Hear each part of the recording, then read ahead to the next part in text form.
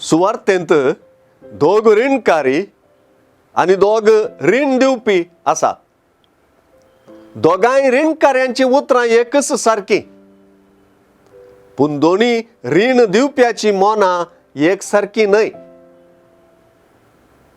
आपल्या धन्याक करोडांनी देवे आसलेलो ऋणकारी कितें करता आनी कितें म्हणटा?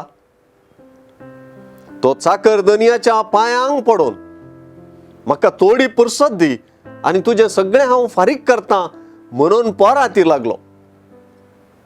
तेच परी 100 रुपये देवे आसलेलो चाकर कितें करता आनी कितें म्हणटा? तोय सांगाती चाकर हाच्या पांयांक पडोन, म्हाका थोडी पुरसत दी आनी तुजें सगळें हांव फारीक करता म्हणून पोराती लागलो. वय, दोगी पांयांक पडतात आनी रीण फारीक करच्याक पुरसत मागतात आनी पोरातात. करोडांनी देवे आसलेल्याचो धनी चाकराचेर मोह वाडलो. ही उतरां आयचे सुवार्थेचें केंद्र, चावी आनी तिर्ल आसात. धन्याचें मन मोवाळ्ळें, पूण रीण माफी जोडलेल्या चाकराचें मन मोवाळूंक ना. तो रीण बाकी आशिल्ल्याचो गळो चिरडिता आनी ताका बंदीन घालता. मोवाळाई जोडलोलो तीच मोवाळाई वांटूंक सलवलो. दैवीक बक्षण्याचें आनी भाव भयणी मदें बक्षण्याचें सूत्र सुवार्थेंत स्पश्ट जालें.